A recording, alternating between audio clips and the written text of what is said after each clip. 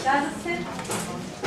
Bueno, vamos a empezar este ciclo de charlas. Voy a inaugurar esta con un título así gancho de si es machista la psicología, que no pienso contestarles hasta el final de la charla para tenerlos como público cautivo. Así que vamos a arrancar con esta pregunta.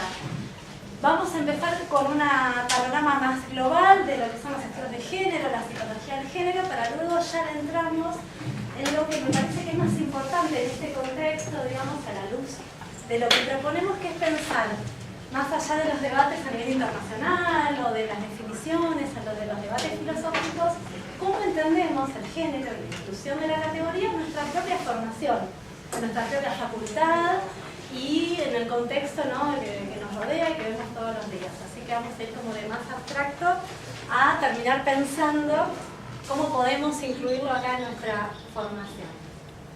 Bueno, el género, ¿cómo surge el género, no? Ahora pareciera que hablar de género está de moda, y me parece que está bueno que esté de moda, que se hable. He hecho un ciclo de charlas aquí muy interesantes que organizó Centro de Estudiantes. Mañana va a haber una charla también en Humanidades, ¿no?, en homenaje a Loana Berkins, que es una gran luchadora, una gran activista por los derechos del género. A mí me parece que es interesantísimo esto de que esté de moda, pero también es verdad que la palabra es polisémica, ¿no?, tiene muchas acepciones, y a lo largo de la historia atravesó por distintas mutaciones. Género, bueno, estela de género, también es un accidente gramatical, masculino, femenino o neutro, que ahí vamos a ver, ¿no?, como algunas concepciones también lo entienden como una especie de accidente inevitable, ¿no?, algo que nos sucede y nos orienta el resto de la vida.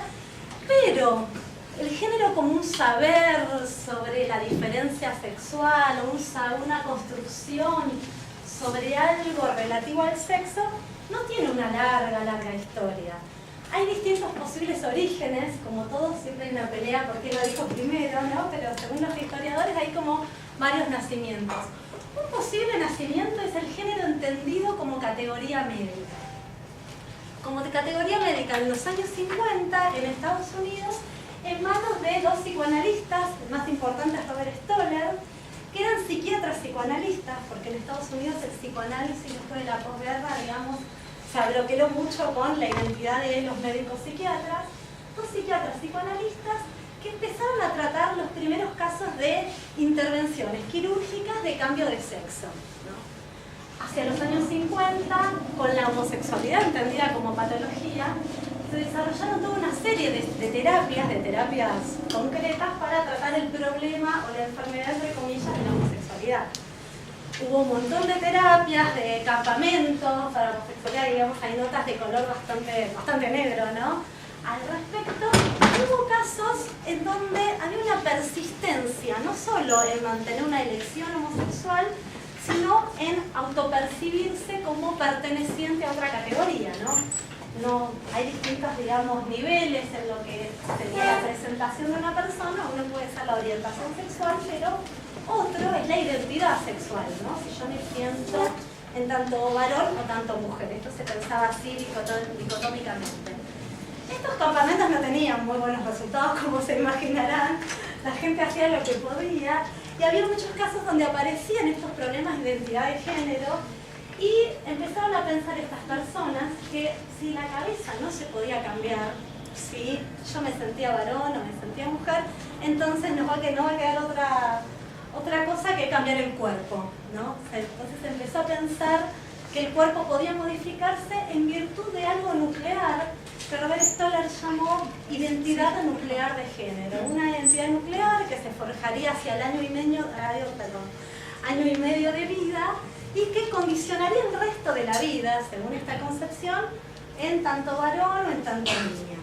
Entonces, si no podemos adecuar la mente al cuerpo, adecuamos el cuerpo a la mente y aparecen estas primeras operaciones, la más conocida es la de Roberta Clowell, ¿no?, ya lo tenemos antes y después, donde se cambia el cuerpo para adecuarse a esa identidad nuclear. Los psicólogos tenían una participación activa en este tipo de intervenciones, además de los psiquiatras psicoanalistas, porque en estos cambios de sexo, ¿no?, donde se hacían operaciones concretas, había que asegurarse, por ejemplo, que la persona en su nueva identidad sexual sea heterosexual. O sea, yo me podía como mujer biológica, entre comillas, ahora vamos a avanzar con todas estas categorías, hacerme varón, pero si me hago varón es para que me gusten las mujeres. No me puedo hacer varón para ser gay, como antes cuando supuestamente era mujer. Digamos, había que asegurarse una alineación entre la biología, la autopercepción en tanto a uno u otro género, la identidad sexual y la elección sexual hacia otro objeto. Todo eso tendría que estar alineado y complementario, y si había algún cruce, bueno, crucemos todo prolijamente. Ahí empieza a pensarse entonces de esta identidad de género para aducir a algo que no está en el cuerpo ni en la biología, pero que es bastante fuerte al punto que permite que la gente se opere. Otra posible excepción de la categoría género es de la mano del feminismo de la segunda ola. Hay un feminismo, un movimiento feminista de la primera ola que caracterizó en los finales del siglo XIX y principios del XX, que era el feminismo sufragista. Era el feminismo de las mujeres, con mucha fuerza en Alemania, en Estados Unidos, en Inglaterra, aquí en Argentina también, que pugnaban sobre todo por la conquista de los derechos civiles. Eran mujeres que para las constituciones de su época no podían votar, ustedes lo saben, pues no podían votar a principios de siglo. Hasta los años 20 en Argentina no podían dar testimonio en un juicio, porque se consideraba que su discurso era poco fiable, eran propensos al embuste, a la sugestionabilidad, entonces no podían dar testimonio en un juicio. Y ahí aparece la psicología, todavía sin psicólogos, pero saberes psicológicos, hablando de cómo las mujeres pensamos, recordamos y relatamos. No podían administrar sus bienes, no pasaban del padre al marido, del marido no. En caso de fealdad o viudez, vuelven al padre o a quien sea, pero digamos no era responsable de sí misma, no era autónoma, y empieza este feminismo que no cuestiona la idea de mujer.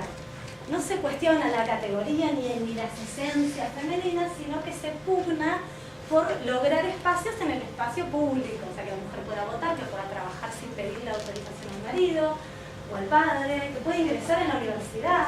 Había muchos problemas con las primeras reválidas o incursiones de mujeres en las universidades, ¿no? De hecho, tenemos casos como Julieta Lanteri, Cecilia Gris, médicas, Raquel Camaña, educacionista, que entraban a la universidad, no las dejaban entrar, recursos de amparo, entraban, querían dar clases, no las dejaban, querían, digamos, había toda una serie de impedimentos. Este feminismo de primera ola, sufragista, se basaba en somos todos humanos, tengamos todos los mismos derechos en el espacio público. Y tenía como antecedente, que lo pusimos en nuestros anuncios por Facebook, a las declaraciones de Olympia de Gouget, que era una francesa que en plena Revolución Francesa dijo, muchachos, igualdad, fraternidad y libertad de los derechos del hombre es del hombre, hombre varón, porque la mujer no tiene nada de todo esto. Obviamente fue a la guillotina, como era de esperarse, y fue ese antecedente de los derechos civiles.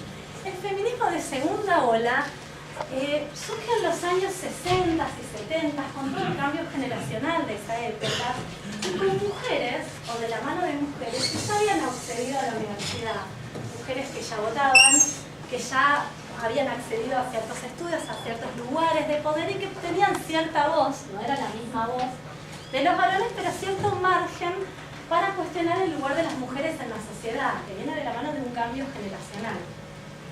Este feminismo de segunda ola, de los 60, 70, tiene como antecedente a Simone de Beauvoir y El segundo sexo, un libro, digamos, paradigmático de 1949, donde Simone de Beauvoir habla, ¿no?, de la mujer, dice esta famosa frase de que la mujer se hace, se construye y no es una esencia, y donde denuncia esa condición, ella desde su lugar, ¿no?, esa condición de otredad, de alteridad que tenía la mujer, particularmente en su campo de acción y en las ciencias sociales, ¿no?, siempre como lo otro respecto del parámetro hegemónico del varón.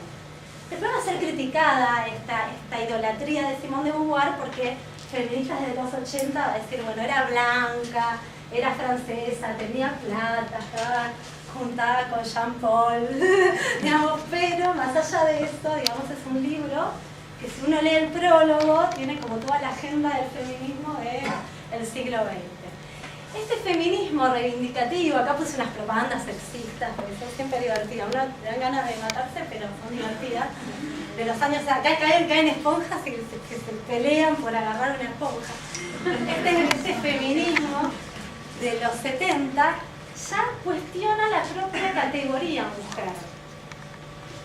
Las sufragistas no cuestionaban que era ser mujer y que era ser varón. Acá en los 70 empieza a deconstruirse la categoría mujer y empiezan a repensarse también las disciplinas, las humanidades, entre comillas, las ciencias sociales, en parte la psicología, aunque vino después para la psicología, pensando, como lo hizo Olimpia de Gouges con los derechos, bueno, con las ciencias del hombre. ¿Serán las ciencias del hombre varón y me faltará conocimiento sobre las ciencias de la mujer?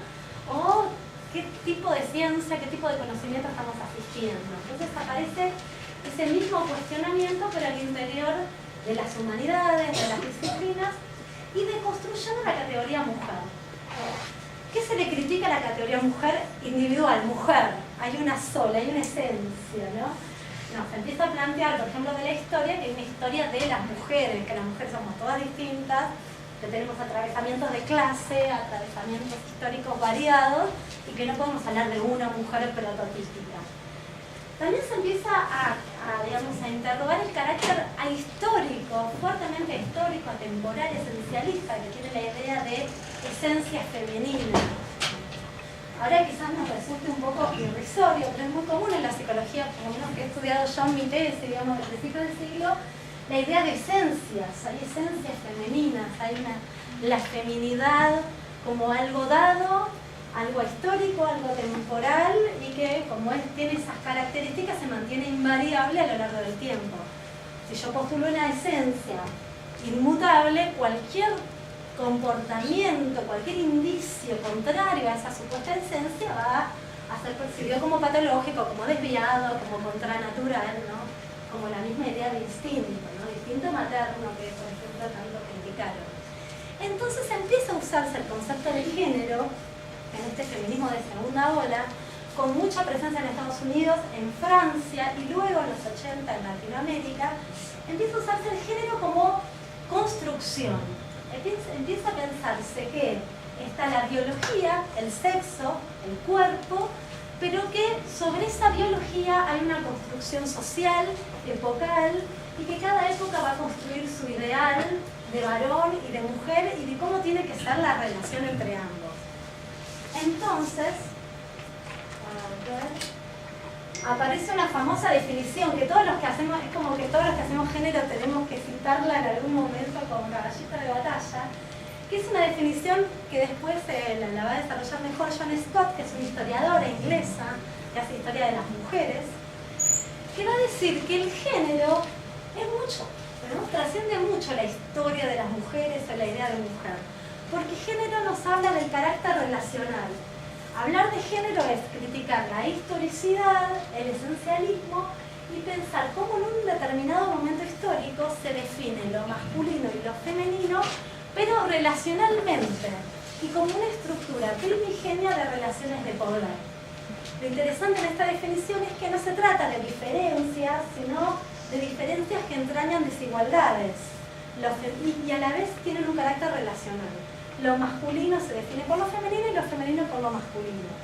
Esta relacionalidad se reproduciría, digamos, a muchos toman, digamos, ideas Foucaultianas de la historia de la sexualidad y la idea de poder también, se reproduciría, digamos, en micropoderes distribuidos a lo largo de toda la vida, a lo largo de toda nuestra cotidianidad, a lo largo de una repetición inconsciente de patrones que ubicarían esta desigualdad de poder en el germen de todas las demás desigualdades de clase, de etnia que hay a lo largo de la vida de las civilizaciones.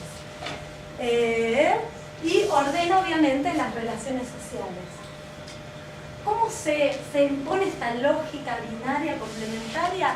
La idea de lo masculino atado a esto como una cosa tradicional, ¿no? Lo masculino atado al espacio público, lo femenino al espacio privado, reproductivo. El varón en la producción investigativa, la producción artística, la producción en todos los ámbitos, la mujer reproduciendo hijos básicamente, la actividad, la pasividad, la razón y la lógica formal, y la mujer como la reina del hogar, de la intuición, del afecto y del amor. Ser para sí, ser para los otros.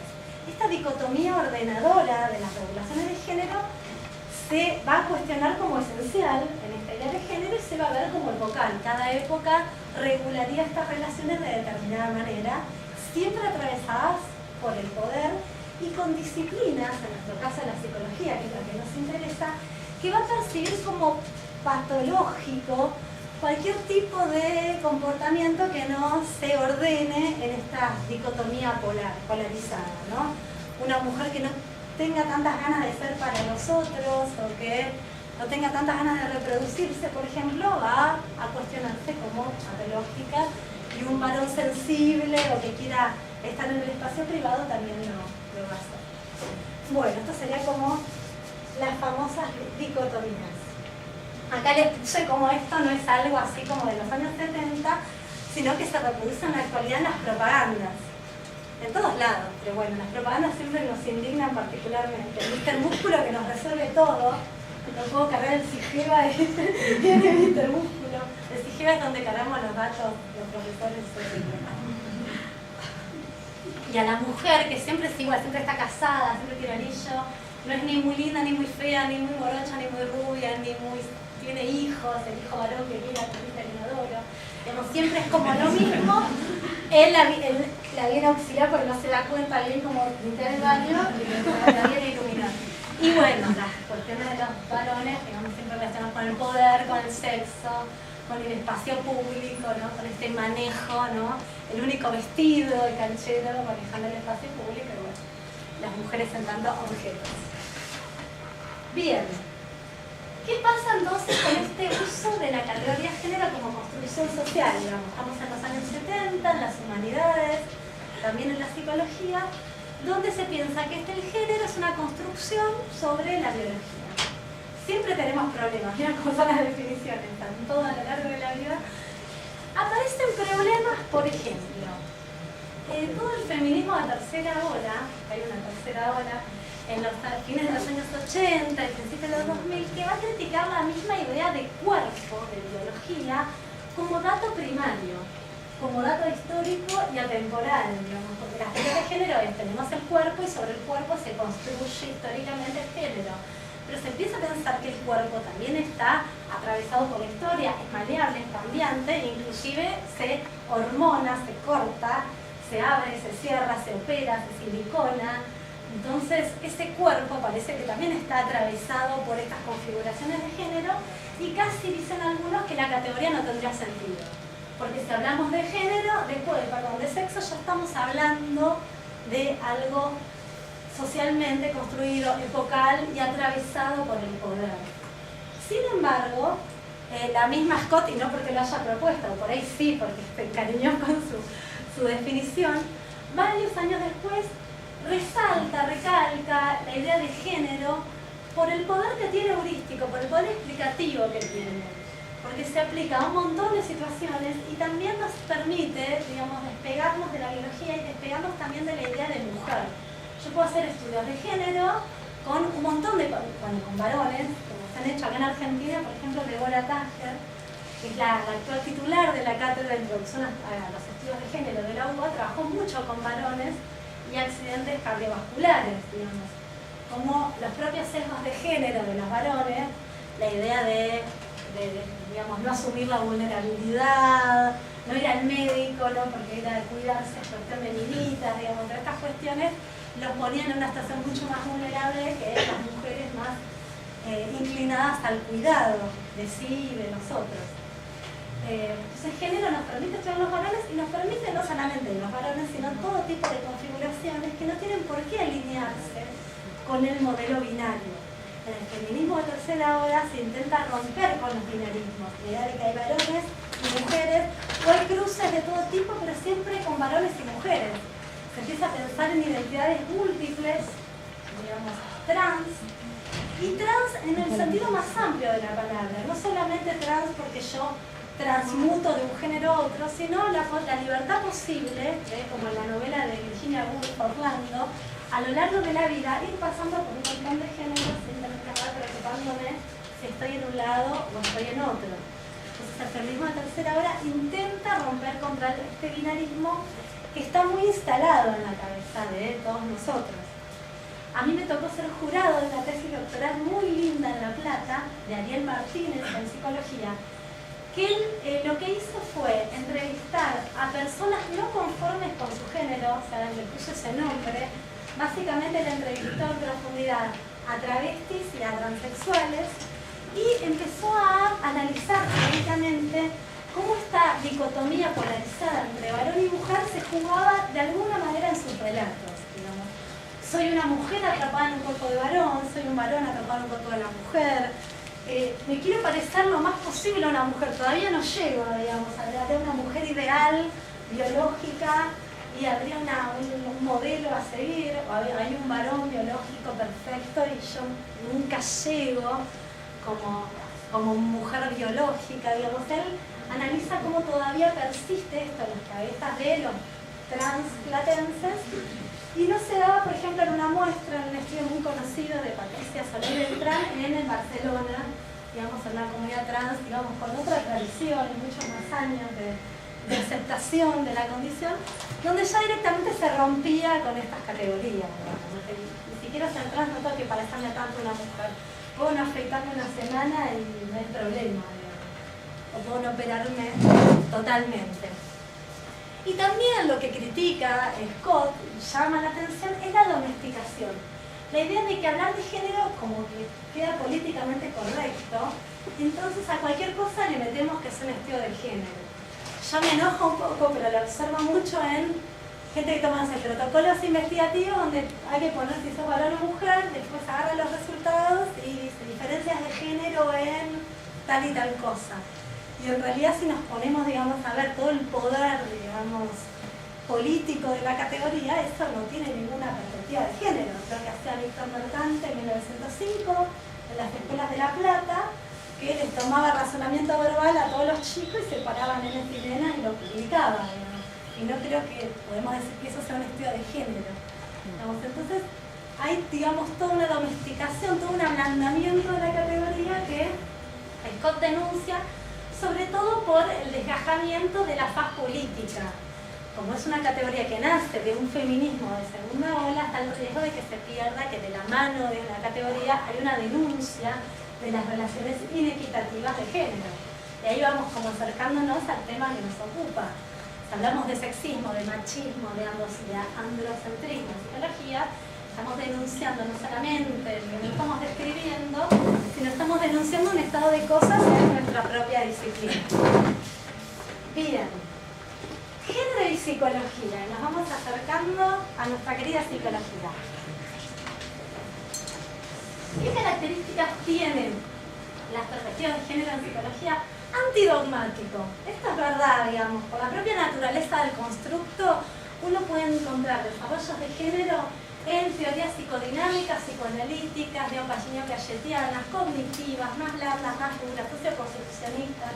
Uno encuentra perspectivas de género en un montón digamos, de corrientes teóricas, cada una con sus problemas, sus metodologías, sus estilos, pero no es patrimonio de ninguna tendencia, digamos, hablar de corrientes ya para mí era el pasado, pero bueno, o de sistemas ya ni hablar.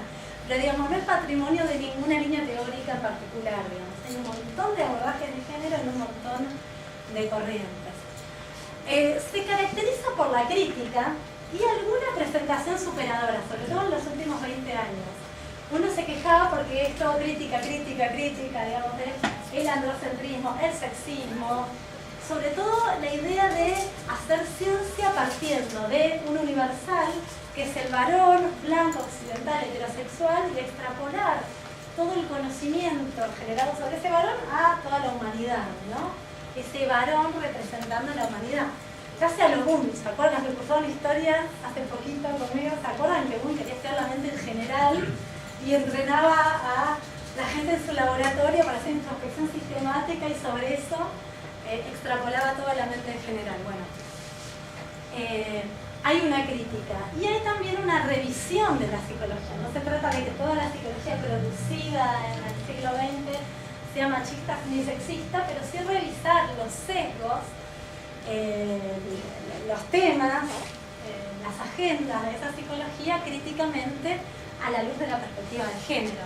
Por eso también tiene una mirada transdisciplinar. La mayoría de los institutos de género con los que pertenezco, filosofía y letras, son interdisciplinarios y transdisciplinarios, digamos, que la psicología ha dialogado con la antropología, con la sociología, con la biología, con un montón de disciplinas para abordar estos temas de género. Acá esto se los puse como para bombardearlos de que hay un montón, digamos. Quería mostrarles que hay un montón de lugares en Chile, en Brasil, en Argentina. En Argentina es muy interesante el foro de psicoanálisis y géneros de la APA. La APA es la Asociación de Psicólogos de Buenos Aires, que es la primera asociación profesional de psicólogos en Argentina.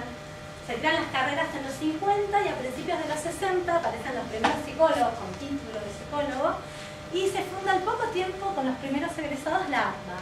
Y hace muchos años, más de 20 años, que tiene su foro de psicoanálisis y género donde trabajan cuestiones de género. Es marginal a la mayoría del psicoanálisis, pero lo vienen trabajando hace mucho tiempo. En Chile, en México, en Brasil, en Madrid, bueno, por todos lados. Hay una división de la IPA, Amsterdam, bueno. Les quise mostrar con esto de que en el mundo es un tema, digamos, con mucho movimiento, con publicaciones propias, con órganos de difusión de distintos tipos y siempre vinculado a distintos movimientos políticos de alguna manera. Bien, y más o menos, díganme si voy, cualquier cosa pueden pararme a hacerme preguntas, no vamos a dejar un lugar al final, pero pueden pararme.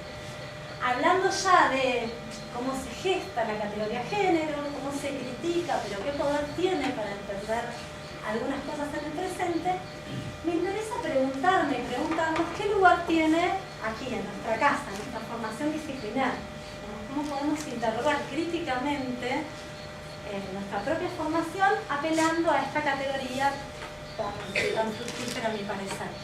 Como diagnósticos tenemos el diagnóstico de Marcela, no sé si está acá, no iba, ¿no? Iba a venir, de Marcela Nocelli, que es una profesora de la Cátedra de Psicología Social. También tuvo el placer de evaluar de su tesis de maestría, donde ella en su tesis de maestría analizó a lo largo de toda la currícula nuestra de psicología la presencia de contenidos con perspectiva de género y a la vez entrevistó a una serie de alumnos, hizo una muestra importante de alumnos y les preguntó qué conocimiento tenían sobre género, qué materias se lo habían brindado y cómo se daba todo esto. Los resultados fueron medio deprimentes, pero bueno, porque se veía muy poco en la formación, en algunas materias. Después nosotros lo pusimos en la historia con todo, pero bueno, es medio casi como una cuestión personal, no lo podemos usar como parámetro. Se veían en las socioantropológicas, quizás con un poco más de vigor, pero no de manera muy formal. Si estaba formalmente en los programas, no se dictaban efectivamente. Y encontró ella, yo le di su tesis, encontró toda una dimensión del currículum oculto, de que no estaba formalmente incluida en los programas, la perspectiva de género, pero sí que algunos profesores, con sus inclinaciones particulares, con sus inquietudes, le transmitían ciertos contenidos de género de forma asistemática y como les parecía, ¿no? Esto se da mucho en cátedras de psicología jurídica, donde ven temas muy fuertes relacionados con género, como la violencia machista, la violencia de género, etc. Entonces, como conclusión es que se ve poco y nada, y que lo poco que se ve o nada que se ve tiene que ver con este personalismo del profesor que le parece interesante incluir la temática. Entonces, como lo nombro porque me parece interesante en un diagnóstico donde ella analiza esto claramente en los programas. Y mi pregunta, y creo que la pregunta de muchos de los que estamos acá, es qué pasa allá afuera, ¿no? Como si nosotros no formamos parte de la sociedad y la facultad, no, muchos dicen intramuro, salir afuera, pero como si la facultad no formara parte de lo social y del contexto social.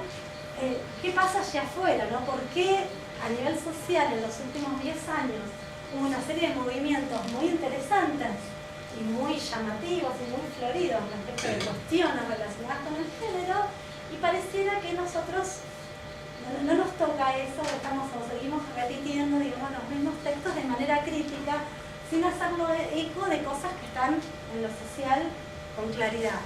Por ejemplo, ya tiene, sí, en 2010, ya tiene 7 años la sanción de la ley de matrimonio igualitario.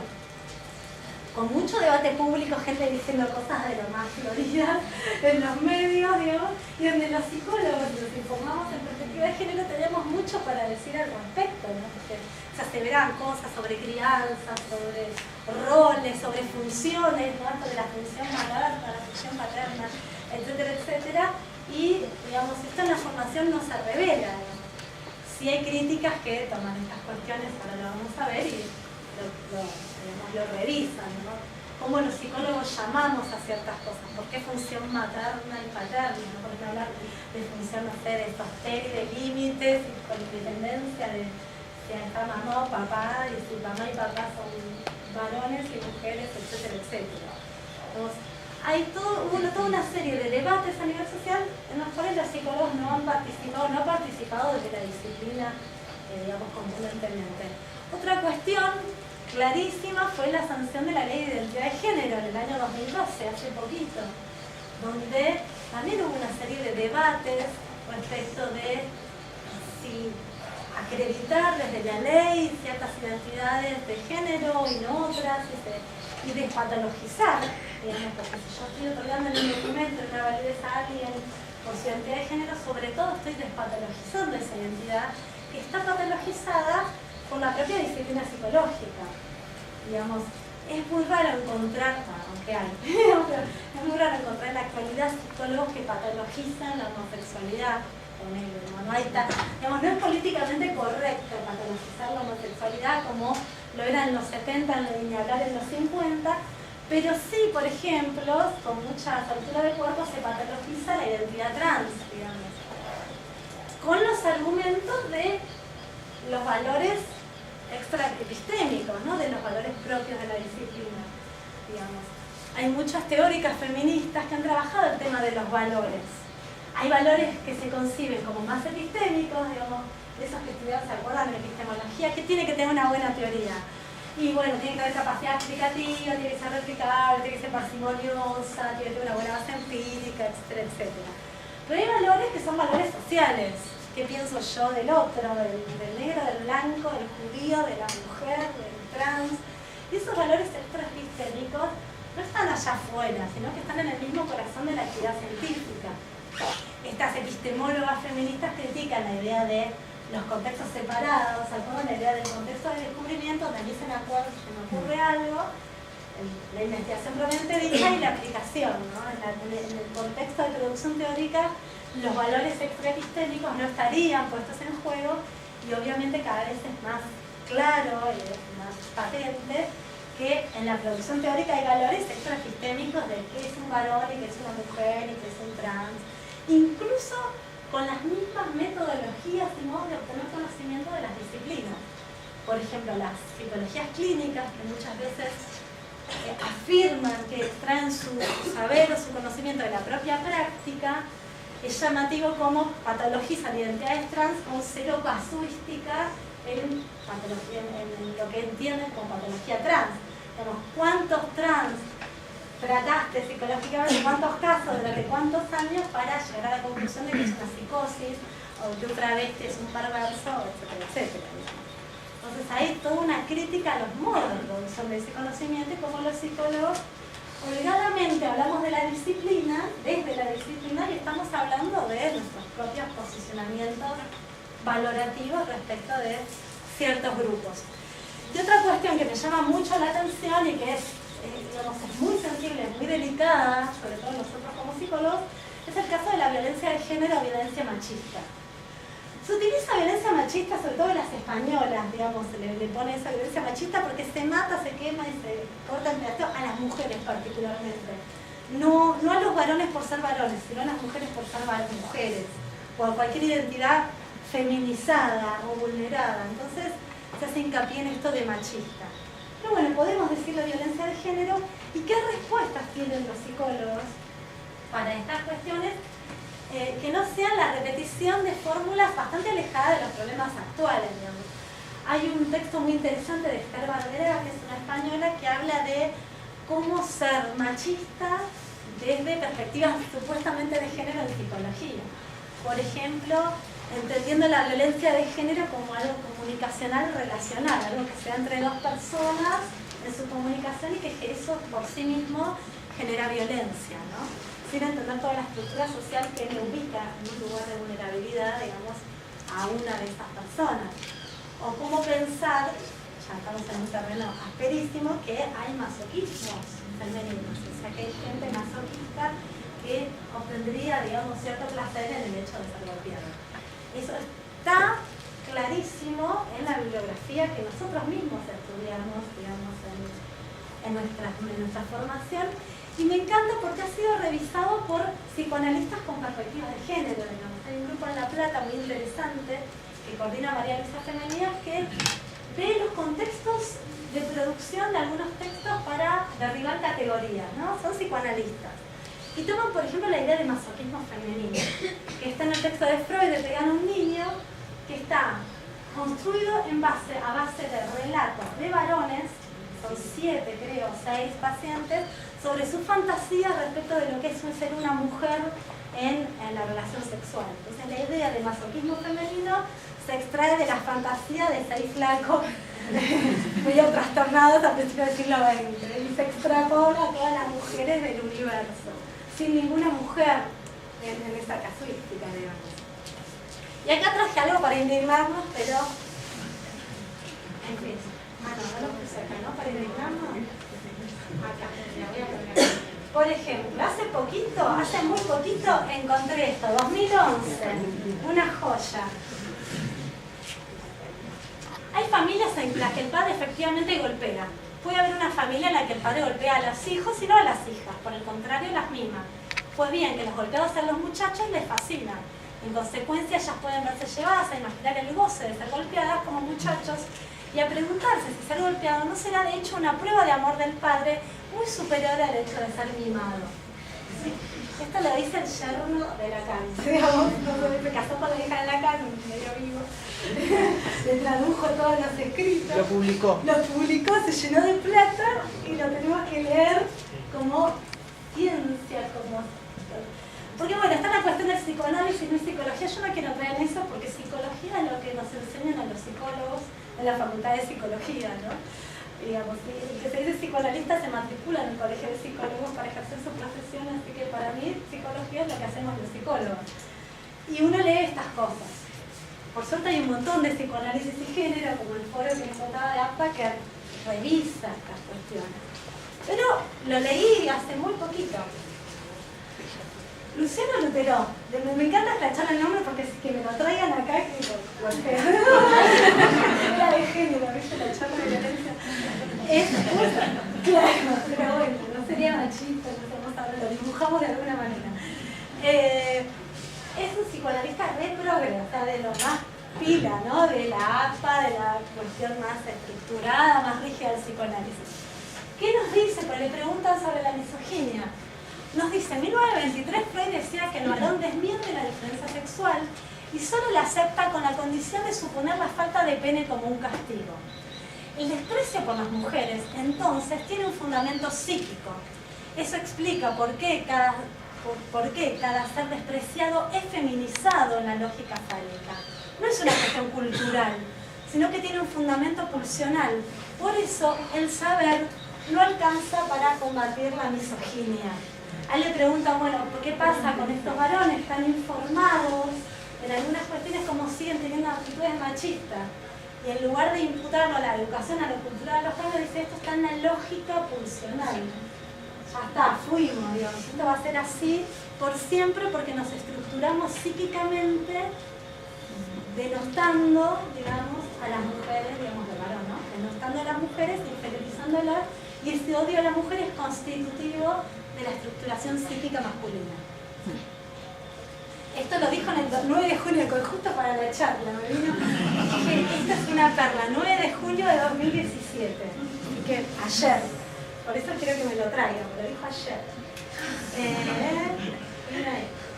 Vamos para atrás. Bueno, ¿qué se propone, digamos, desde una psicología, digamos, que esté comprometida con lo social, que esté vinculada al medio, bueno, usar la categoría género para proponer y no solamente para denunciar, ¿no? ¿Qué podemos proponer acá nosotros en la facultad? Actualización académica, actualizar los textos, revisar críticamente los textos, porque en el mundo hay un montón de producido sobre psicología del género. Todas esas series de cositas tienen sus producciones, la mayoría está full text, un montón está en castellano, o sea que hay un montón de material disponible para cualquiera, digamos, no es un saber oculto masónico que se lo transmite a la medianoche como curar el mal de ojo en Navidad. Se puede encontrar en todos lados. Criticar, por lo menos tener el alerta nosotros de criticar el empleo de universales y la heteronorma, ¿no? Hay una teórica feminista, Adrienne Rich, que habla de la heterosexualidad obligatoria. La idea de tener en la cabeza que es obligatorio ser heterosexual y que esa es la norma, y eso se transmite en las propias clases, en las propias prácticas, digamos, en todo, ¿no? Ahí puse como el varón, ¿no? Da Vinci, el universal, y abajo todo lo que se puede mezclar. Seguimos con las propuestas. Criticar valores machistas y misóginos en el abordaje de la violencia de género. Que no se nos pase leer cosas como las que nos vimos recién, porque por ahí son muy groseras, creo, y nos reímos, pero hay otras más sutiles también que leemos todos los días, y estar alerta a esos sesgos machistas, sexistas, androcéntricos, cuando tratamos temas tan delicados y tan actuales como la violencia de género.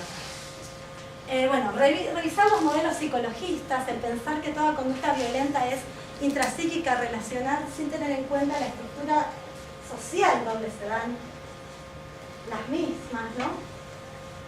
Digamos, pensar que todo se da entre dos, digamos, sueltos y fuera de contexto también es un error, digamos, muy común de los psicólogos, esa psicologización de fenómenos que nos exceden, y tenemos que tener la humildad de reconocer los límites también de nuestra disciplina.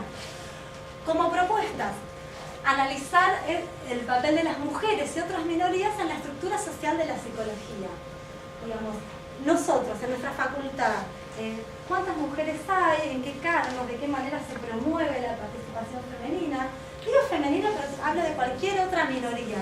La mujer es una minoría que es la mitad de la humanidad, porque es minoría política y no numérica. Pero hay otras minorías que uno dice mujeres, pero son más minorías todavía, si uno puede hacer una escala de desgracias.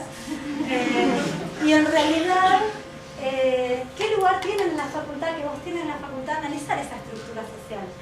Sandra Harding, que es una teórica feminista, tiene un texto hermoso que se llama Ciencia y Feminismo, donde dice, bueno, la ciencia, ¿dónde están las mujeres? ¿En qué lugar?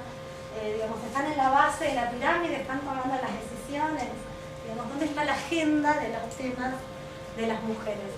Puse opacar, ahí está media idealista, y romper el techo de cristal. Hay un fenómeno muy estudiado por las que trabajan en feminismo y lo laboral, que es el techo de cristal, que las mujeres ascenderíamos igual que los varones, o que, digamos, en nuestras carreras, pero habrá un techo, un tope que es de cristal porque no se ve, que tiene que ver y que no estanca ahí, los varones siguen, y que tiene que ver con la desigualdad de cargas familiares, la desigualdad en la distribución de tareas, digamos, la sobrecarga de tareas de cuidados, que con este modelo relacional recaen sobre la mujer, la falta de confianza respecto de quienes tienen que elegir entre un varón y una mujer en algún puesto de decisión, etcétera, etcétera.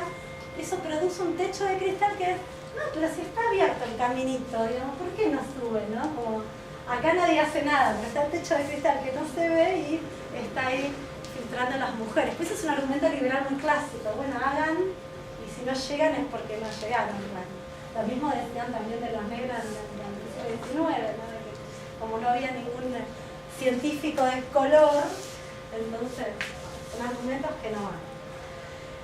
Propuestas, digamos, visibilizar, esto es porque hago historia, si no puede no es tan importante, pero visibilizar la participación femenina en la historia de la disciplina. A mí me parece que la historia, lejos de que a nosotros somos los románticos del pasado, creo que la historia sirve para entender el presente y para proyectar el futuro, y ver la participación de las mujeres y de otros colectivos me parece interesantísimo. No como la historia de las grandes mujeres, Acá la historia de los grandes hombres y de las grandes mujeres no son heroínas, sino ver si son pocas, y algunas casi que nos parecen heroínas en este momento, ver qué auspicios tuvieron, cómo se posibilitaron sus inserciones. Digamos, hay un matrimonio que yo me fijo quién está primero cuando citan, de alemanes que estudian los Sprung, no sé por qué ella usa el apellido de él, que estudian cómo las mujeres se fueron adentrando en la actividad científica. Entonces, la mujer de, la amante de, la novia de, la discípula de, y así las mujeres empezaron a participar en la disciplina. Como Rosalind Reiner, digamos, que trabajó con Watson y quedó como la tiringa que se fue, ¿se acuerdan? Que la dejó a la mujer, se fue con la piba y se dedicó a la publicidad, se llenó de plata. Bueno, era una psicóloga, tenía doctorado, esa chica. Quedó como nada. Bueno, digamos, ver esas condiciones, históricamente.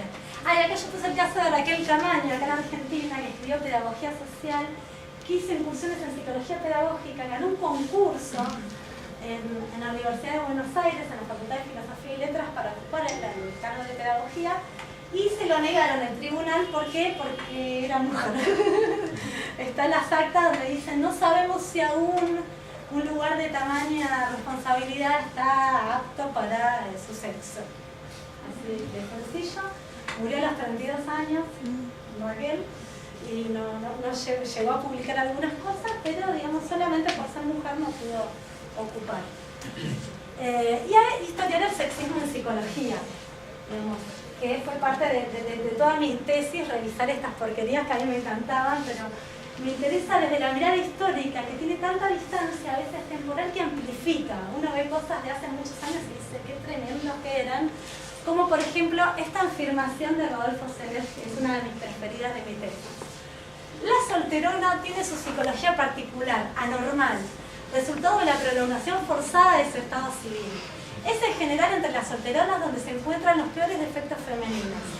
La mujer que ha pasado los 30 años, y más aún los 35, diciendo, tiene virgen, modifica su psique. La prolongación de ese estado, y con él la falta de completud moral, la perturban de tal manera que desde el punto de vista del sentimiento cae en el dominio de lo normal. Si era solterona, tenía el psiquismo anormal. Esto lo dice en un texto que es superior el hombre a la mujer, lo decía como signo de pregunta, de 1912, y lo interesante es que ahora nos reímos, es muy grosero lo que dice. Pero no es que Senet tenía valores de la época y nosotros no los tengamos hoy en día, es que lo tenemos tan pegaditos a nosotros mismos que no nos reímos tanto. Pero es interesante la historia cómo nos alerta de estas cuestiones valorativas. Acá puse una más piola, Marie Langer, una de las fundadoras de la APA, la Asociación Psicoanalítica Argentina del 42, que como venía de Austria, hablaba alemán, se había analizado con una discípula de Anna Freud, medio que ahí logró que la tomaran en cuenta, y escribió, porque había toda una moda del kleinismo, el desarrollo de Mary Klein y la envidia del pene. Decía, la mujer que trabaja sin necesidad económica estricta, ¿lo hace por rivalidad con el hombre, por envidia del pene o por una auténtica vocación y sublimación de los instintos maternales? En esa época todavía se hablaba de instintos, digamos que ella no reniega de eso, no reconstruye la idea de que hay un instinto materno, pero da una vuelta y dice, ¿por qué tengo que ser envidiosa del pene por trabajar y progresar? Puedo sublimar y en vez de crear hijos, creo libros. Una cuestión así, ponele. Y ese es uno de los libros que creo que es Maternidad y Sexo, ¿no? Uno hace lo que puede en su tiempo. Bien, seguimos con las propuestas. Estudiar la feminización de la profesión como un dato relevante para el estatus público. La psicología, cada vez menos, pero igual llamativamente, es una profesión feminizada. Somos todas mujeres, cada vez menos, pero bueno, o sea, hay muchas mujeres. ¿Y qué implica que una profesión sea feminizada? Si las mujeres, porque sí, cobramos un 20% menos que los varones por cualquier actividad que hagamos, una profesión feminizada es una profesión de gente más pobre. Se los comunico, los deprimo, los estudiantes, digamos, de menos valoradas socialmente y muchas veces relacionadas con tareas de cuidado, tareas secundarias como lo es la enfermería, como lo es el servicio social y como es la docencia, que es la única profesión valorada para la mujer históricamente porque se ha visto como una prolongación de las labores paternales, ¿no? La señorita como la segunda mamá, la señorita maestra. Bien, ahí puse a una mujer y ahí le puse a José Blecher, que era un vivo bárbaro, que estaba con la primera camada, que no salió porque estaba Sara Slapa acá trabajando, con la primera camada de egresadas de la UBA, donde hay una foto paradigmática que es él y las chicas, eran todas mujeres, que también era una profesión liberal, que donde cada uno podía manejar sus horarios, también se adaptaba mejor a esta idea de la mujer cuidando la casa, cuidando a los chicos y trabajando en la medida de sus posibilidades. Eso es algo a estudiar. ¿Qué pasa cuando una profesión se feminiza? Y para ir cerrando, así dejamos como un espacio para intercambios, debates, dudas, propuestas. Bueno, más allá de las palabras, de todo este panorama como muy abuela de pájaro, de todas estas críticas que podemos hacer a nuestra disciplina, ¿qué podemos seguir proponiendo? Criticar nuestra formación de manera continua, con toda esta disponibilidad de materiales que hay, por suerte, ver nuestra vinculación con los movimientos sociales. Nuestra vinculación política personal es política personal, cada uno se vincula como quiere, con quien quiere, ¿no? Pero nosotros como psicólogos de esta disciplina tenemos algo más para decir que un ciudadano respecto de determinadas problemáticas que son actuales, por ejemplo, los movimientos de una menos, la violencia de género. Nos podemos hacer la pregunta, no sé si tenemos la respuesta, pero la pregunta por lo menos dejarla como abierta, como un interrogante. No se trata de sacarse la foto con el cartelito y seguir enseñando que tenemos masochismo femenino. Y lo que me parece interesante mostrarles, digamos, por lo menos desde el espacio en que participo, que es Discusión por la Psicología, es proponer un observatorio de género y diversidad. A mí me encantaría que en nuestra facultad exista un espacio tipo observatorio para pensar, criticar, pero también proponer todas estas cuestiones que venimos hablando, ¿no? Estos valores extraepistémicos en las teorías que manejamos, en las prácticas psicológicas que hacemos, las prácticas en el aula, las prácticas fuera del aula. Me parece interesante la idea de un observatorio abierto, ¿no? En una estructura cerrada, sino abierto a todo aquel que quiera participar, donde se pongan estos lentes para dejar de ver binariamente y heteronormativamente y poder ver a la psicología de una manera mucho más plural. Así que les agradezco su atención. Ahora abrimos un espacio para preguntas y ya que estamos, promociono la charla del próximo ciclo de Discusión por la Psicología, que va a estar a cargo del doctor Fernando Po, y es sobre otra área de vacancia importantísima en nuestra formación como psicólogos, que es la psicología del tránsito, del cual no vemos nada de nada. Bueno, escucho lo que quieran decirme.